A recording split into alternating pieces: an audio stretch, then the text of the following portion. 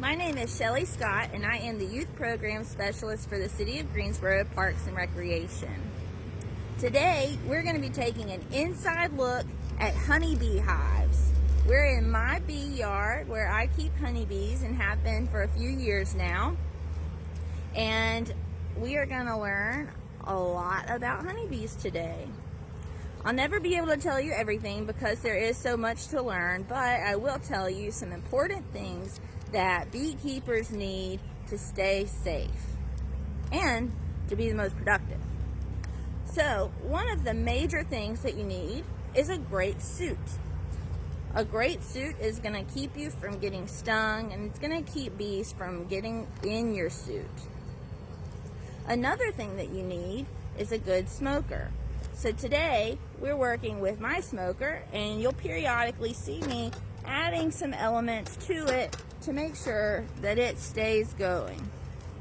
Smoke is essential when beekeeping because smoke sends signals to the bees that masks a pheromone scent that says that there's an intruder coming, and it keeps your bees calm. If you put smoke across the top of frames, it tells the bees to retreat down. Much like when you have a forest fire and the other animals scatter and run away from it, that's kind of what happens here. It also happens like that with campfires. You know, bugs stay away whenever you have a campfire going. So I've been having a little bit of trouble with my smoker today. I'm not really sure what's going on with it because my last inspection I was pretty quick and I had my smoker going really good within about 2 minutes. But today's just struggling. I think we've had a little bit too much rain lately, and so some of my materials are just a little more wet than what I typically go for.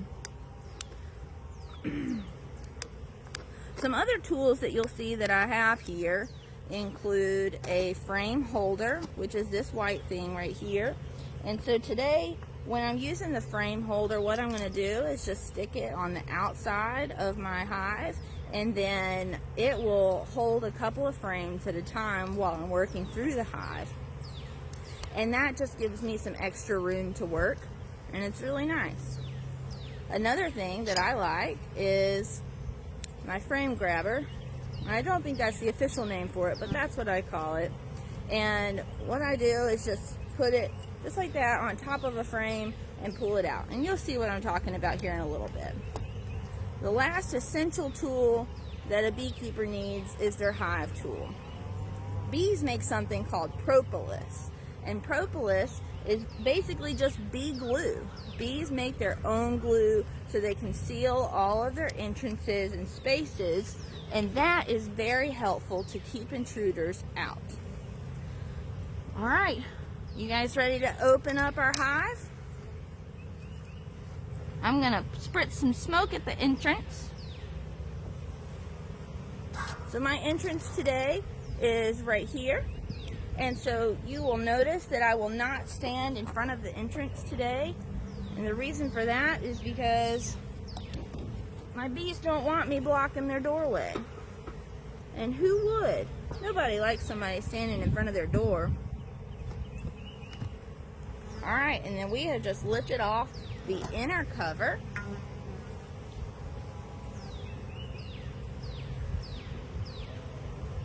And the inner cover has quite a few bees on it already. So I'm just going to spritz some smoke across the top of the hive here. Again, I'm having a little bit of trouble with my smoker today, but that's alright. Right off the bat, I see two different types of bees. So all bees are female bees except one kind, and that is the drone. So I'm going to see if I can get a drone here to show you briefly. Because I mean, he's just right here, so. Well, he's not wanting to come, but we'll get up close and personal in a little bit.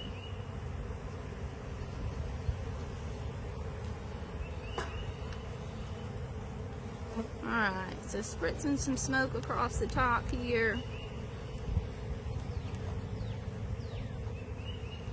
The wind is blowing a little bit, so I just try to stay where the wind is going to help carry some of this smoke. And you see them kind of go down off the frames a little bit. And that's exactly what we want. So periodically I'll just be squeezing that smoker.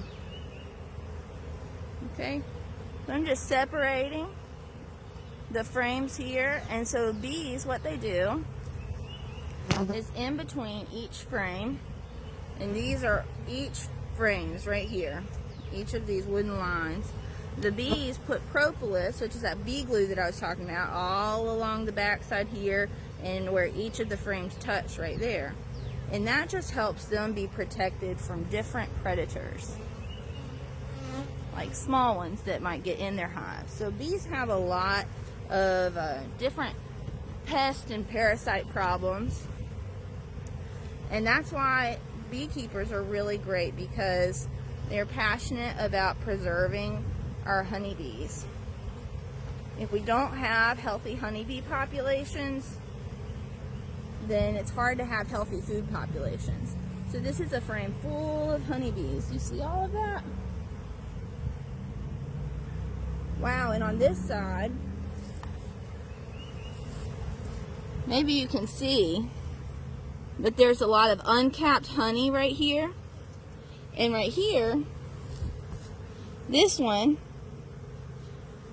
if I can get in the camera, she's got a full pollen basket. So a pollen basket, you see she's got the yellow on her back legs. And that's where bees keep pollen to bring into the hive. So what I'm going to do is hang up my frame holder. Meant to do that first, but that's okay. And I'm just going to set that first frame right outside of the hive. Next, I'm going to get the original first frame out.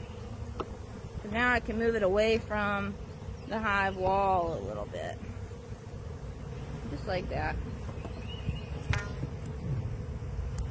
And now I've got plenty of room to work. So this frame is a little more empty, which is fine. Bees will often work more toward the center and then work out as they need the room. It's pretty common with my bees to do that, so yeah. Let's see if I can tilt you guys down a little bit more so you can see some more. Alright. So we're just going to look through all of our frames and see what there is to see today. So I've got bees like to visit me a lot while I'm working in the hive, and they just are exploring and seeing what there is to see. Hopefully they like me usually and are not going to sting. Anytime you're in a beehive, you should try to work slowly and methodically. This is a bee brush, so what it's going to do is just kind of scrape some of these girls out of my way very gently. It's a very gentle brush. It doesn't hurt. It's just thin, super soft hairs. Okay, and so I'm just moving these frames apart here, just like this.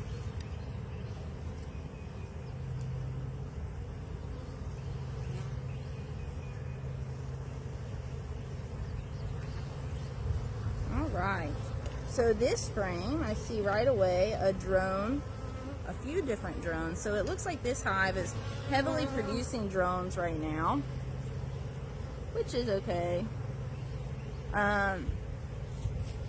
Because, you know, drones are essential to bees laying eggs, really. So here you see some pollen stuffed in the cells.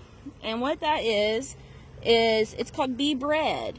And that bee bread helps to feed young bees. So we've also got some uncapped honey around here. And that honey is really cool because it's made by the nectar that bees find in flowers. And so with this nectar, it's got a lot of water content in it. And so they want to move the water content to get the water out and make honey. So what they do is they get in front of those cells when it's uncapped and they fan it really fast with their wings. And that fanning helps to get the moisture out and gets us the honey that you and I like to eat so much. So thank you, bees, for honey, because it's so yummy. So I wanted to come back to this frame and show you what a drone looks like. So the bees, if you can look before I point it out, see which ones you can find that have really big eyes that almost touch each other very closely at the top of their head. And then notice that the majority of these bees are smaller. Their eyes are a little further apart. Can you see which ones might be the drones? I see one here. You see this guy? And I saw a couple of others too, and I think they've gone into the cluster or moved to the back of the frame. Maybe you can see some more. Oh, there's one up there. Yeah. So we have a lot of drones here. There's 1, 2, 3, 4, 5, just right off the bat. And then the rest of these bees are working girls. So some of them are really fuzzy. Can you see this really fuzzy one right there? If they're super fuzzy, that's usually a sign of a new bee.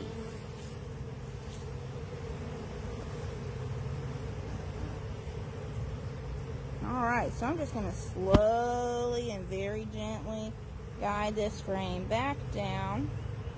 I don't want to smush any bees, because then they'll get mad, and we don't want angry bees. I mean, would you want to be smushed? I don't think so. So it's perfectly justified that they would get upset. Alright, I'm going to grab my smoker again. And it's still going, just kind of smoke across the top of them.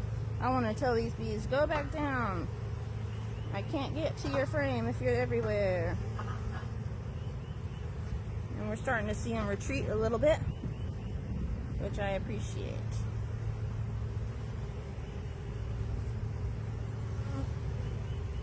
And again, with a little bit of a breeze, it's making it a little bit more challenging for it to go where I want. But this next frame has some capped honey on it, so I want to make sure that you get a chance to see that.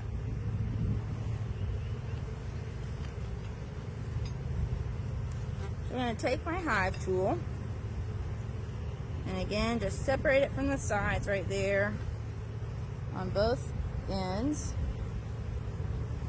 and they propolize it really good. And then I'm going to go in between the frame and see if I can just push it away.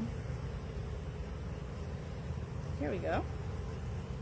Alright, so hive back in pocket. Whoop, or on the ground. Back in my pocket. Alright. I'm going to just take my brush, just kind of brush them away a little bit.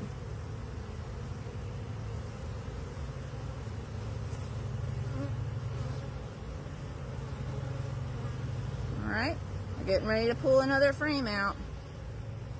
Wow, so this frame is heavy, and that's a good sign. So on this frame, what we see is capped brood, which is what this stuff is down here. Now brood is baby bees, but they're capped, which means that they've reached maturity and will soon emerge from their cell. So before they cap them, the bees get to their full length, but then they still have a little more development to do. So with that development, they've got to get wings and fur and, well, fuzziness and all of that. So we've got these capped cells here, and then we also at the bottom, maybe you'll see that we also have some very thick capped cells that are sticking out a little bit more. Let's see if I can get that good in the camera.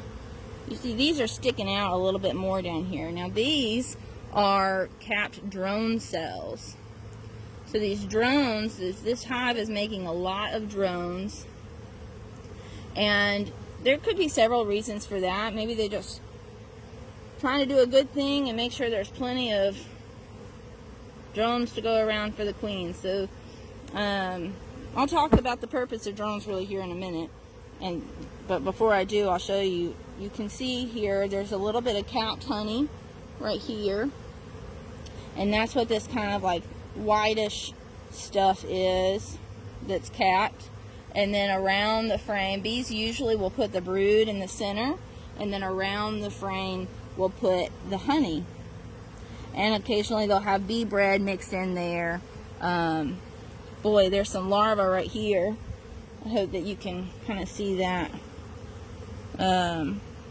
Well, they're really on top of it, but kind of look at the edge right in there at the edge of the capped stuff, and maybe you can see some of the larvae in there, or it's really in the pupal stage, and then maybe we'll actually get to see some in the larval stage today. Oh boy, we sure can. All right, I'm gonna flip my frame over this way just so I can show you. It's very neat.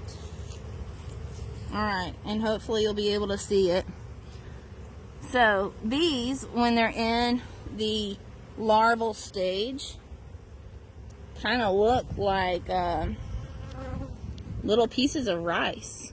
So hopefully you can look right in there and see at the bottom of the frame, very small, just at the bottom of those little cells right there, just kind of looks like a little piece of rice. And then some of them actually are starting to curl a little bit, and that's just a sign of good growth and development. I'm really excited to see that. Let's see if we can look on this side as well.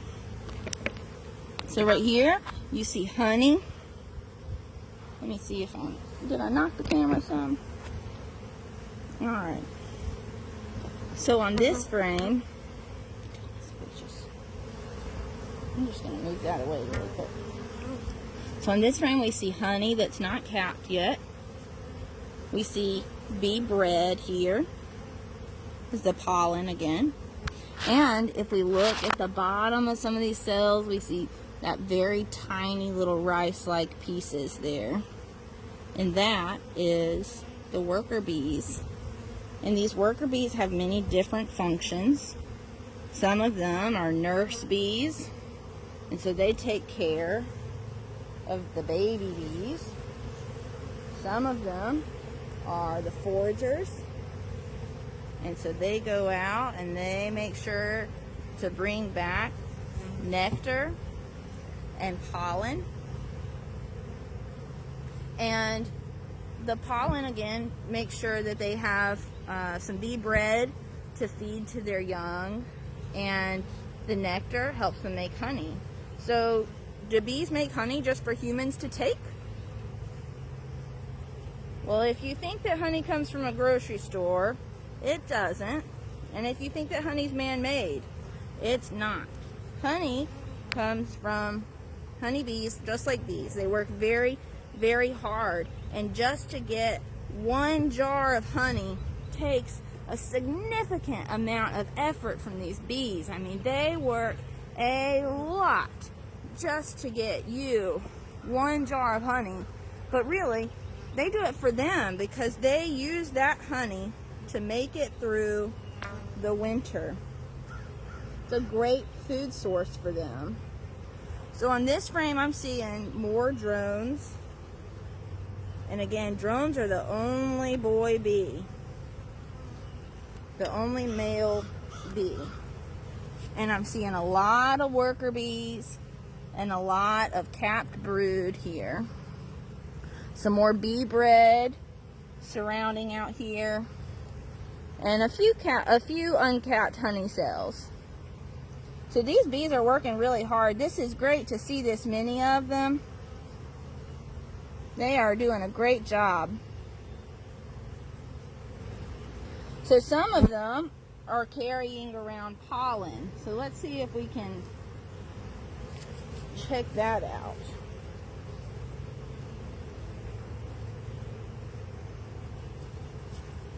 I saw it on this side, so maybe they're still here. We'll see. No, but I see another drone there. Oh, okay, here's some right down here that have pollen baskets, full of pollen. So have you guys noticed the pollen around? Because the bees sure are noticing it. They are really excited that it's finally back. You know, and we had a pretty mild winter this year too. Here's some more right here. Let's see if I can turn that some. Here's some more pollen right there on their legs. A new bee, couple of new bees right there, super fuzzy on their backs. Yeah, this is great. I see some new eggs laid down there. Oh, and this one maybe you'll be able to see it better. Let's see. Right in here, this uncapped larva in the pupal stage. Hopefully you guys can see that. It's right there. Yeah, so again, you know, we see a lot of the capped brood, followed by some bee bread, followed by pollen. And that's just the way the bees like to do it. They're very hard workers, very methodical workers with everything that they do. You know, farmers are very appreciative of bees, and you know, our food doesn't come just from a grocery store. Somebody had to grow it. Somebody had to farm it.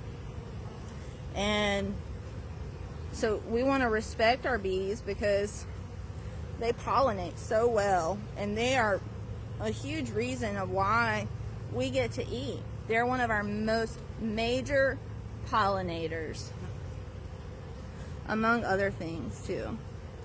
Now I mentioned that bees have several pests that bother them sometimes. So what are some things that you can think of that might like bees to pester them?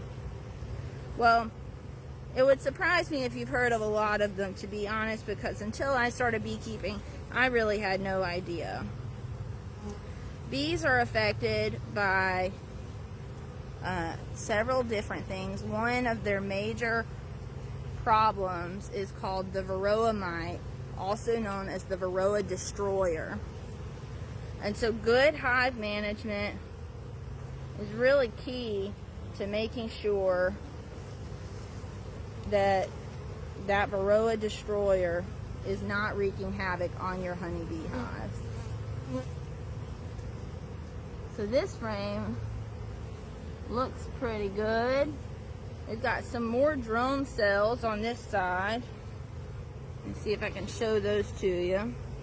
See again the raised cells right here. And you can see a bee way deep into some cells right there.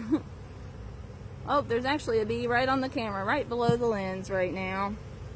But some more drone cells right there. So I mentioned before that I'd share with you how bees mate. And so what that is you have a queen.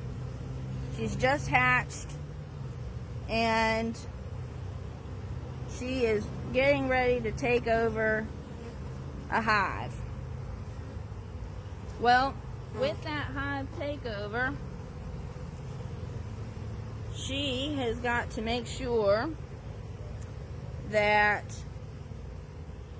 she can populate the hive.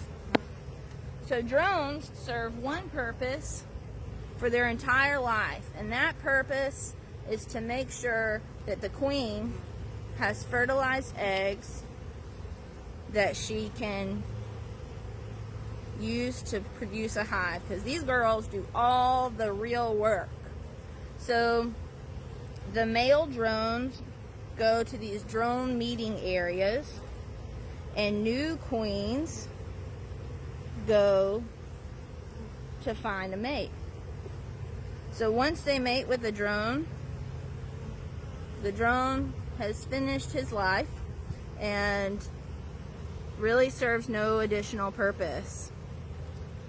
So the majority of these little drones that we've seen today, well, they probably won't be around for a whole lot longer, to tell you the truth. So the drones finish their work, and then the queen is not done though. So she goes to these drone meeting areas, and she goes to make sure that she has all the eggs that she'll need for the entire rest of her life. And then she comes back to the hive. And once she's back, well, she starts laying eggs. Alright, so again with this frame, we see a lot of capped brood. We see some drones up here, some of the bigger cells that are sticking out, like that. We see I'm actually seeing quite a bit of larvae in the pupal stage here. Some bigger ones right here. And I see a lot of honey, which is very exciting. I love honey. But wow, these bees are doing a really great job.